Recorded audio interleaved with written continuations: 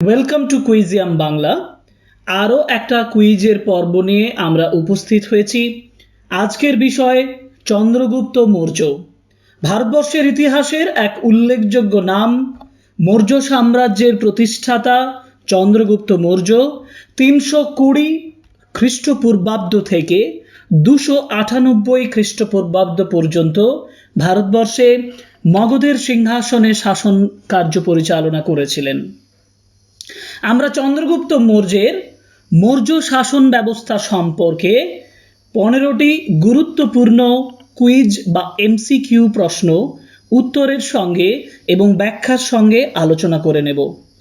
যদি এই আলোচনা তোমাদের ভালো লাগে তাহলে অতি অবশ্যই সাবস্ক্রাইব করবে আমাদের চ্যানেল, লাইক করবে, কমেন্ট করবে এবং শেয়ার করবে আমাদের ভিডিও।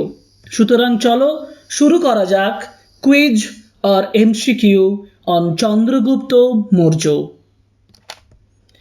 প্রথম প্রশ্ন, চন্দ্রগুপ্ত মৌর্য কাকে পরাজিত করে মৌর্য সাম্রাজ্যের প্রতিষ্ঠা করেন? সেলুকাস নিকেটর, ধননন্দ, চন্দ্রগুপ্ত বিক্রমাদিত্য, বিক্রমসেন। সঠিক উত্তর ধননন্দ। চন্দ্রগুপ্ত মৌর্য মহাপণ্ডিত চাণক্যের সহায়তায় শেষ নন্দ রাজা ধননন্দকে পরাজিত করে মৌর্য সাম্রাজ্যের প্রতিষ্ঠা করেন খ্রিস্টপূর্ব 321-এ। নন্দ রাজবংশ দুর্বল এবং অজনপ্রিয় ছিল। চন্দ্রগুপ্ত মৌর্য কোন বিখ্যাত বিদেশি শাসকের সঙ্গে সন্ধি করেন? Seleucus Nicator, Alexander, Darius Xerxes. সঠিক উত্তর সেলুকাস নিকেটর। সেলুকাস আলেকজান্ডারের সেনাপতি ছিলেন। চন্দ্রগুপ্ত তাকে পরাজিত করে এক সন্ধির মাধ্যমে ভারতীয় ভূখণ্ডের বিশাল অংশ দখল করেন এবং বিনিময়ে তাকে 500টি হাতি দেন। পরের প্রশ্ন, চন্দ্রগুপ্ত মৌর্য কোন ধর্ম গ্রহণ করেন জীবনের শেষ পর্যায়ে? হিন্দু ধর্ম, বৌদ্ধ ধর্ম, জৈন ধর্ম, বৈদিক ধর্ম। সঠিক উত্তর জৈন ধর্ম। চন্দ্রগুপ্ত জীবনের শেষ দিকে জৈন ধর্ম গ্রহণ করেন এবং ভদ্রবাহুর অনুগামী হয়ে দক্ষিণ ভারতে শ্রবণবেলগোলায় গমন করেন। মৌর্য সাম্রাজ্যের প্রতিষ্ঠা কাল ছিল 326 খ্রিস্টপূর্ব, 321 খ্রিস্টপূর্ব, 305 খ্রিস্টপূর্ব, 322 খ্রিস্টপূর্ব। সঠিক উত্তর 321 খ্রিস্টপূর্ব, কারণ এটি ছিল নন্দ বংশের পতনের পর মৌর্য সাম্রাজ্যের সূচনা, যখন চন্দ্রগুপ্ত ক্ষমতা দখল করেন। প্রশ্ন 5, চন্দ্রগুপ্ত মৌর্যের প্রধান উপদেষ্টা ছিলেন ভীষ্ম, চাণক্য, পতঞ্জলি, কৌটিল্য। সঠিক উত্তর চাণক্য।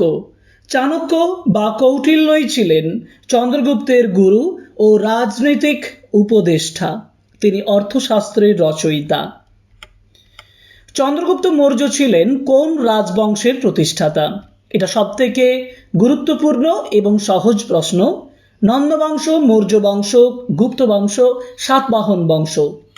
এবং একেবারে চোখ মুজে বলতে পারো মৌর্য বংশ, কারণ তিনি মৌর্য বংশের প্রতিষ্ঠাতা এবং প্রথম বৃহৎ ভারতীয় সাম্রাজ্য গড়ে তুলেছিলেন। সেলুকাসের সঙ্গে সন্ধির পর কোন বিখ্যাত গ্রিক রাষ্ট্রদূত চন্দ্রগুপ্তের দরবারে আসেন? Plato, Herodotus, Megasthenes, Pythagoras. সঠিক উত্তর মেগাস্থিনিস। মেগাস্থিনিস ছিলেন সেলুকাসের রাষ্ট্রদূত, যিনি ইন্ডিকা নামক গ্রন্থে মৌর্য সভ্যতার বিবরণ দেন। ইন্ডিকা গ্রন্থটি কার লেখা? উত্তর মেগাস্থিনিস। তিনি মৌর্য সমাজ, প্রশাসন, অর্থনীতি ও শহর পরিকল্পনার বিষয়ে বিস্তারিত লেখেন ইন্ডিকা গ্রন্থে। প্রশ্ন 9, চন্দ্রগুপ্ত মৌর্যের রাজধানী কোথায় ছিল? পাটলিপুত্র, উজ্জয়িনী, তক্ষশিলা, কান্যকুব্জ। সঠিক উত্তর পাটলিপুত্র। পাটলিপুত্র ছিল মৌর্য সাম্রাজ্যের রাজধানী এবং প্রশাসনিক ও সাংস্কৃতিক কেন্দ্র। অর্থশাস্ত্র গ্রন্থটি কাকে কেন্দ্র করে লেখা? অশোক, চন্দ্রগুপ্ত মৌর্য, বিন্দুসার, সমুদ্রগুপ্ত। সঠিক উত্তর চন্দ্রগুপ্ত মৌর্য, কারণ কৌটিল্য চন্দ্রগুপ্তকে নিয়ে এই গ্রন্থ রচনা করেন, যা প্রশাসনিক ও অর্থনৈতিক নীতির গ্রন্থ। চন্দ্রগুপ্ত মৌর্য কোন বিখ্যাত জৈন সন্ন্যাসীর সংস্পর্শে এসে জৈন ধর্ম গ্রহণ করেন? মহাবীর, গোশাল, ভদ্রবাহু, সুধর্মা। সঠিক উত্তর ভদ্রবাহু। ভদ্রবাহু ছিলেন জৈন ধর্মের একজন বিশিষ্ট নেতা। তিনি চন্দ্রগুপ্তকে দক্ষিণ ভারতে নিয়ে যান। প্রশ্ন 12, চন্দ্রগুপ্ত মৌর্য কোথায় দেহত্যাগ করেন? পাটলিপুত্র, তক্ষশিলা, মাদুরাই, শ্রবণবেলগোলা। সঠিক উত্তর শ্রবণবেলগোলা। এটি বর্তমান কর্ণাটকে অবস্থিত।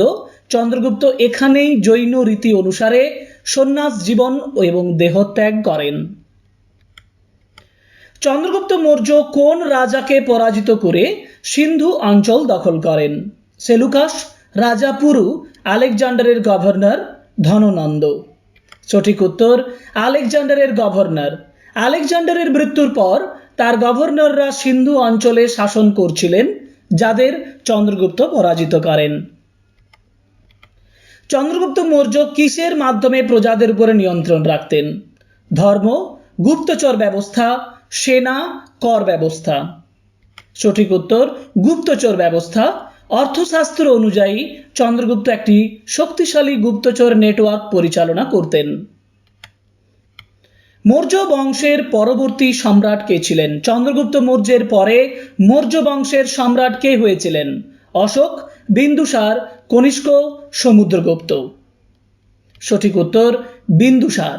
চন্দ্রগুপ্ত মৌর্যের পুত্র বিন্দুসার তার উত্তরসূরি হন এবং মৌর্য সাম্রাজ্যকে আরও বিস্তৃত করেন। এই হলো 15টি গুরুত্বপূর্ণ প্রশ্ন চন্দ্রগুপ্ত মৌর্যের জীবন এবং তার শাসনকালের উপরে।